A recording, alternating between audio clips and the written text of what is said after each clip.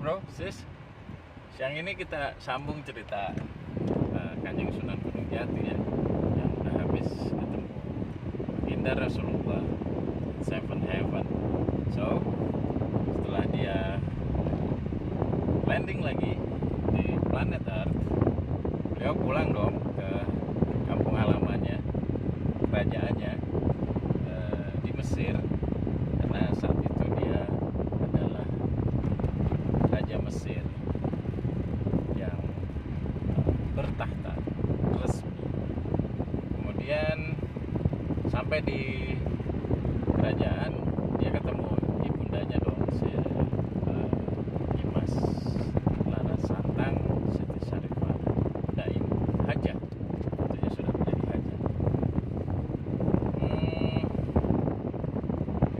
Ibunya tiba-tiba ngomong bahwa dia merasa kesepian di kerajaan, apalagi sepeninggal Kanjeng Sunan Gunung Jati pergi ya, mencari Allah. Kemudian si ibu bilang dia lebih baik ibu pulang saja ke kampung halaman, ke Cirebon, karena ayahanda juga sudah tiada kan. Jadi ibu nggak pengen tinggal di Mesir lebih lama dan ingin dimakamkan di hari tua nanti tentunya di kampung halaman saja di Cirebon. Terus Gunung Jati karena rasa cinta dan sayangnya, hormatnya kepada ibundanya, dia mengiyakan dan berjanji akan menemani ibunya pulang ke Cirebon. Ibunya kaget loh. Terus kerajaan ini siapa yang mimpin? Kan ada adikku, Syekh Syarif Nurullah. Biar dia aja yang jadi raja menggantikan aku, kata Kanjeng Sunan Gunung Jati. Oh gitu. Baiklah, ayo kita pulang ke Cirebon. Naik apa kita? Tenang aja bu, anakmu ini udah sakti mandraguna. Kita pulang jalan kaki, iya, lewat laut, iya, tenang aja bu, kita akan jalan kaki ke Cirebon, berjalan kaki di atas samudra, di atas air laut.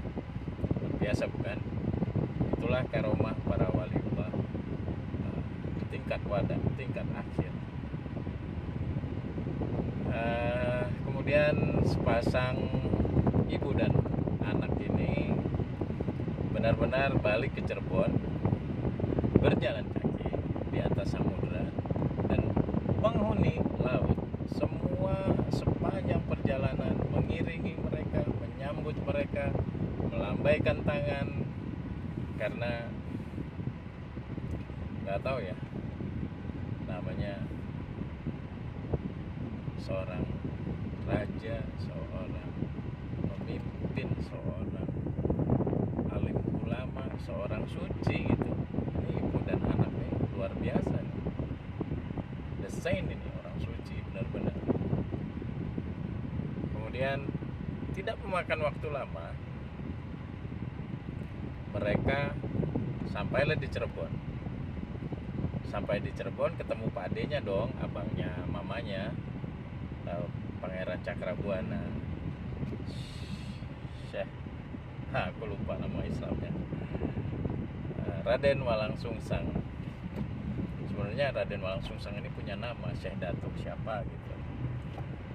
Nanti aku cari ingat-ingat lagi ya. Kemudian disambut dengan sukacita. Ada satu lagi, Pangeran Cakrabuana ini ternyata selama dia berhaji itu dia beroleh juga suatu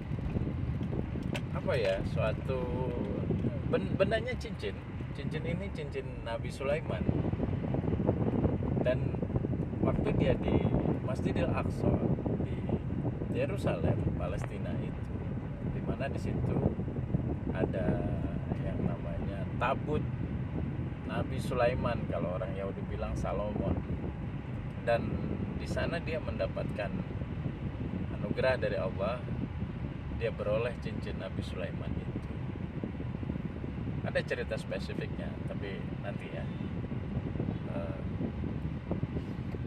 Rombongan haji Raden Walang Sungsang dan Nyimas Larasantang pada saat itu ikut pulang dengan Pangeran Cakrabuana itu juga pulang dengan sekejap mata, karena cincin Nabi Sulaiman ini, alam semesta ini bisa muat di dalamnya. Jadi cincin dicari punya loh. Seluruh raja-raja di dunia juga masih cari di cincin. Orang-orang sakti masih cari. Ternyata di tahun itu 1400-an itu, abad ke-15 Masehi itu, berada cincin itu ada di tangan Pangeran Cakrabuana. Hebatnya lagi, sampai pertemuan itu terjadi, Pangeran Cakrabuana melihat bahwa keponakannya ini sudah lebih tinggi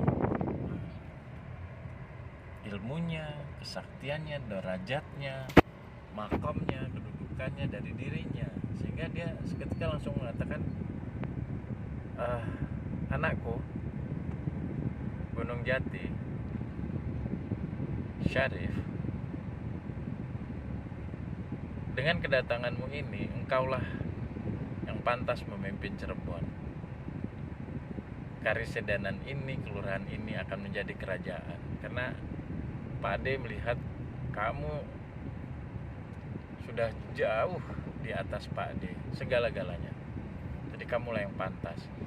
Tapi Pak Ade, aku kan masih usia 30 tahun katanya. Oh, usia tidak masalah.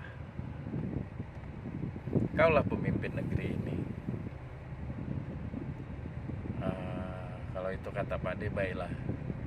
Jadi umur 30 tahun menjelang 31 itu, Syekh Syarif Hidayatullah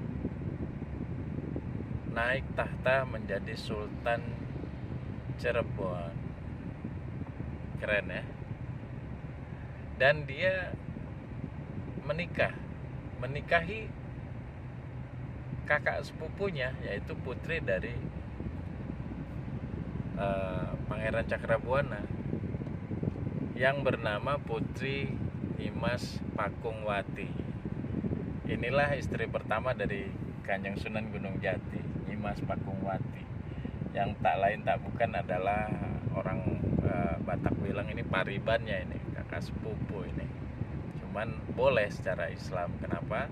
Karena Gunung Jati anak dari adik perempuan Pangeran Cakrabuana. Jadi yang nggak boleh kan kalau anak dari abang kemudian anak dari adik sama-sama laki-laki, tapi kalau anak dari abang laki-laki dan anak dari adik perempuan masih boleh, atau sebaliknya.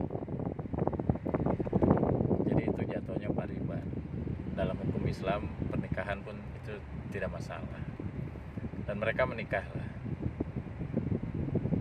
Luar biasa ya keluarga ini.